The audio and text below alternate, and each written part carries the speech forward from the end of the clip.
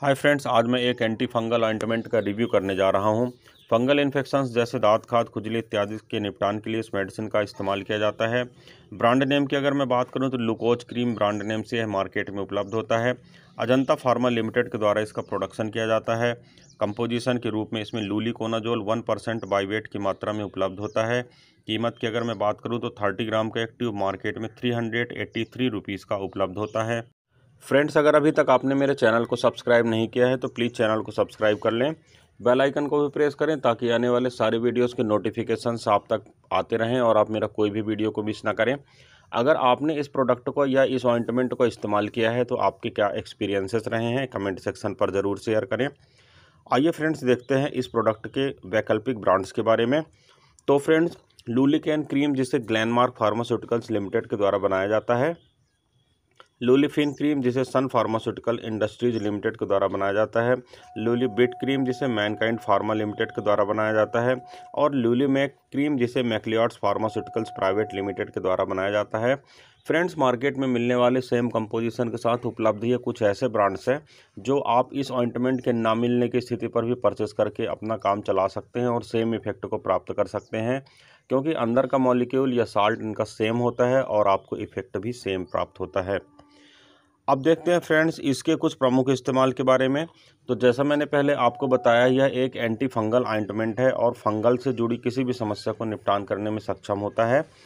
Friends, fungal के कारण होने वाला जो इचिंग होता है, इन्फेक्शन होता है, खारिश होता है, खराश होता है, दाद होता है, खुजली होता है, उस सब चीज़ों के निपटान के लिए इस मेडिसिन का इस्तेमाल किया जाता है। नाखूनों में होने वाले फंगल इन्फेक्शन के लिए भी लोकल एप्लीकेशन के रूप में इस मेडिसिन का इस्तेमाल किया जाता है। साथ ही रिंग वर्म के लिए या किसी भी प्रकार के और अदर फंगल इन्फेक्शन जहां पर प्रीडोमिनेंट हो रहा है वहां पर इस मेडिसिन का इस्तेमाल किया जाता है। अब देखते हैं इस प्रोडक्ट के कुछ कॉमन साइड इफ़ेक्ट के बारे में।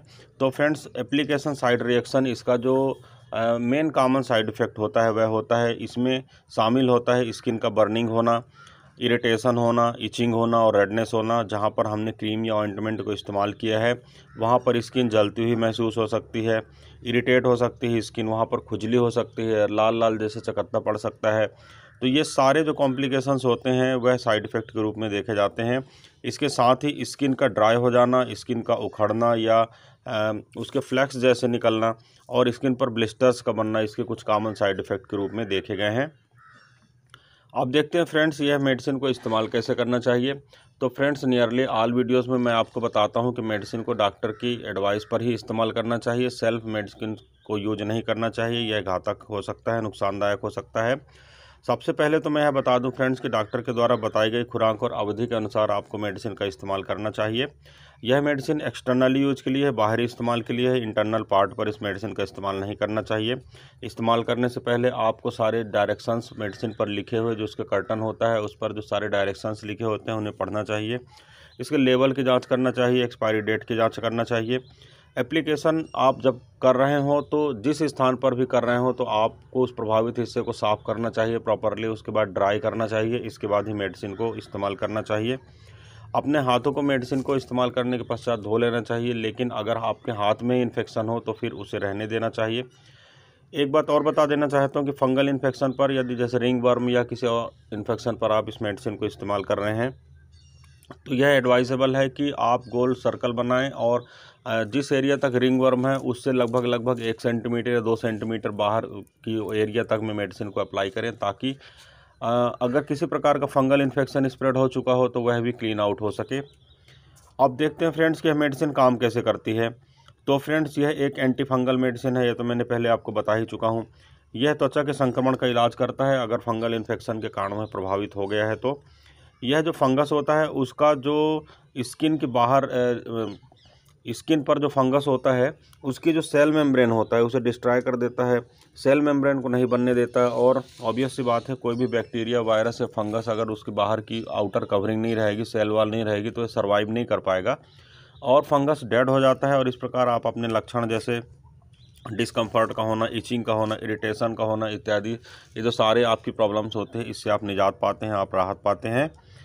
अब देखते हैं फ्रेंड्स इसके कुछ और स्पेसिफिक फीचर्स के बारे में। तो फ्रेंड्स, स्किन इन्फेक्शन के लिए इस मेडिसिन का इस्तेमाल किया जाता है। फंगस के कारण होने वाली प्रॉब्लम के लिए मैंने आपको पहले ही बताया है।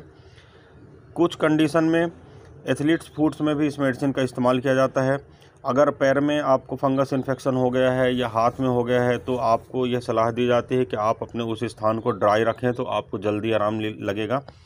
स्पेसिफिक रूप से ऐसे एरिया जो नाखून के संपर्क में रहते हैं, जैसे फिंगर्स हो गए या पैर के नाखून हो गए, ऐसे जगहों में संक्रमण होने के चांस ज़्यादा रहते हैं। इसलिए आपको ऐसी जगहों को सूखा रखना चाहिए और क्लीन करके रखना चाहिए। आपको अपने नाखूनों को छोटा रखना चाहिए और ओपन टोज शूज़ पहनना चाहिए ताकि आपको एयर वगैरह का उसमें डिस्कम्फर्ट ना हो सके।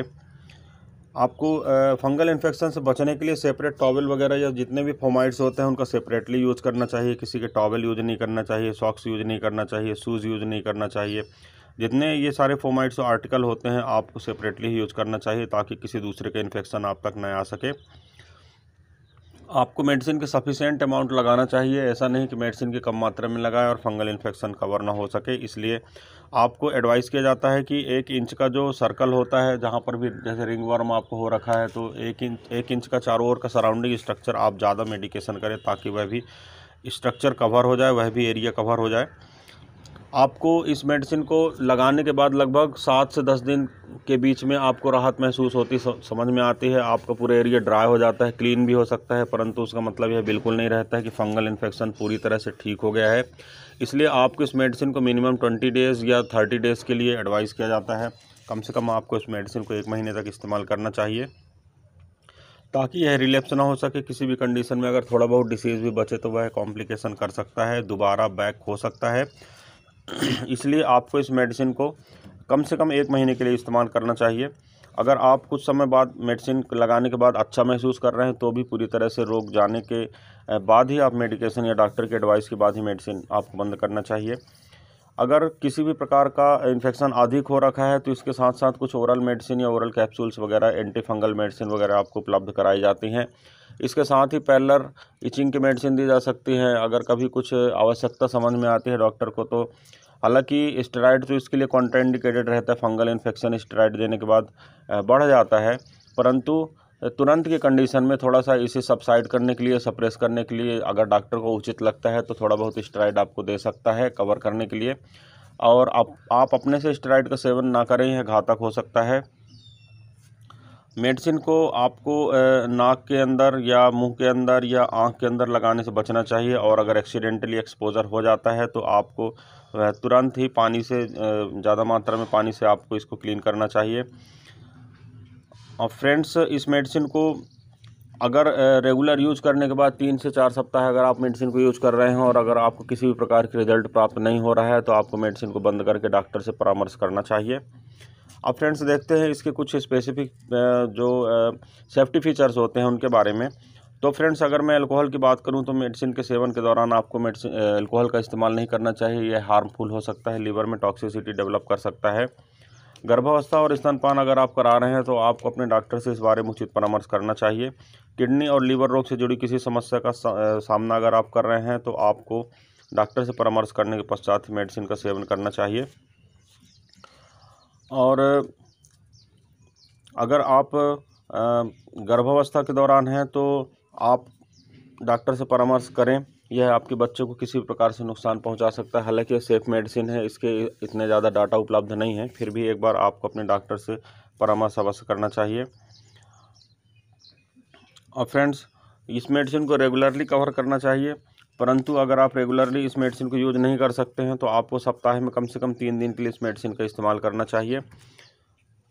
पैर के उंगलियों के बीच एथलीट फुट के इलाज करने के लिए कम से कम 4 सप्ताह के ड्यूरेशन लगता है। कुछ रोगियों में जैसे कि जॉ किच वगैरह या दाद वगैरह के निपटान के लिए इस मेडिसिन को लगभग 6 सप्ताह तक का भी समय लग सकता है। किसी विशेष हार्ड परिस्थिति में इस मेडिसिन को यूज़ करने में लगभग 2 महीने का भी समय, यानी लगभग 60 दिन का भी समय लग सकता है। यह आप डॉक्टर से सजेस्ट करें, इसके बाद ही मेडिसिन का इस्तेमाल करें। कंटेनर को जिस कंटेनर में मेडिसिन आई है उसमें आपको इसको बंद करके रखना चाहिए। बच्चों के पहुंच से दूर रखना चाहिए। ठंडे तापमान वाली जगह में यानी कमरे के अंदर रखना चाहिए। डायरेक्ट सनलाइट के संपर्क में मेडिसिन को नहीं रखना चाहिए। अतिरिक्त नमी, क्योंकि चूँकि फंगल इन्फेक्शन हो सकता है, इसलिए इसे बाथरूम वगैरह एरिया में नहीं रखना चाहिए, ताकि वहाँ पर नमी ज़्यादा रहती है और किसी भी प्रकार का फंगल इन्फेक्शन वहाँ पर स्प्रेड हो सकता है। तो फ्रेंड्स, ये था एक छोटा सा रिव्यू मेडिसिन के ऊपर।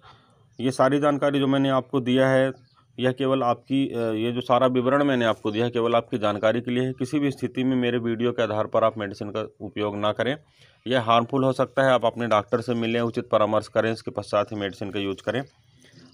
फ्रेंड्स, इस वीडियो में बस इतना ही। किसी अन्य अच्छे हेल्थ रिलेटेड टॉपिक के साथ आपसे फिर मुलाकात करता हूँ। तब तक के लिए गुड बाय। आपका दिन शुभ हो। जय हिंद।